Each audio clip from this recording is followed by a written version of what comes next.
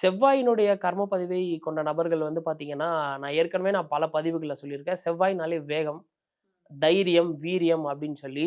ஆனா, செவ்வாய் கர்மா love marriage or லவ்ல எங்க கோட்ட விடுறாங்க அப்படின்னு நீங்க பார்த்தீங்கன்னா, இவங்க எல்லாருக்குமே ஒரு ஆட்டிட்யூட் இருக்கு.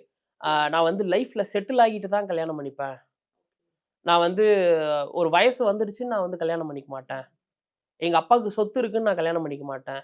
சில பசங்களோட வீட்ல நான் பார்த்துருக்கிறேன். அப்பா, அம்மா ஓகே சொல்லிடுவாங்க. எதிராளியோட லவ்வரோட அப்பா, அம்மாவும் ஓகே சொல்லிடுவாங்க.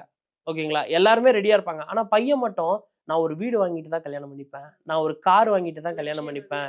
லட்சியவாதியா இருப்பாரு. கடைசி வரைக்கும் வந்து அத எஸ் சொல்லி அடுத்த ஸ்டெப்க்கு போமாட்டாரு. அவர சுத்தி எல்லாமே சரியா இருக்கும். ஆனா இவருக்கு ஒரு பிசினஸ் சரியா சூட் ஆவல, இவருக்கு ஒரு கரியர் இல்ல அப்டின்றதுக்காண்டி, அது ஒரு ரெப்புடேஷன் ப்ராப்ளமா இருக்கும் அவருக்கு. அதனாலயே அவர் என்ன பண்ணுவாரு, மேரேஜ தள்ளி போட்டே வருவாரு. 5 வருஷம், 6 வருஷமா இதன் காரணமாக தள்ளி போன மேரேஜ் எல்லாம் நான் பார்த்துருக்கேன். கிருத்திகை, பூரம், மூலம், ரேவதி, கும்ப ராசி, கும்ப லக்னம்.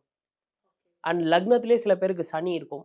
அவங்களுக்கும் இந்த மாதிரியான ஒரு சிச்சுவேஷன் அப்படின்றது கிரியேட் ஆகுது. ஸோ அதனால கெரியர் அப்படின்றது வந்து எல்லாருக்குமே முக்கியம் தான். லவ்ன்னு வரும்போது இன்னொருத்தர நீங்க வெயிட் பண்ண வைக்கிறீங்க இல்லையா? ஒரு ஹோப் குடுத்து நீங்க வெயிட் பண்ண வைக்கிறீங்க. அந்த சைட்ல அவங்க அவங்க வீட்ல என்ன பிரஷர அண்டர்கோ பண்ணுவாங்கன்றத நீங்க சிந்திச்சு பார்க்கணும்.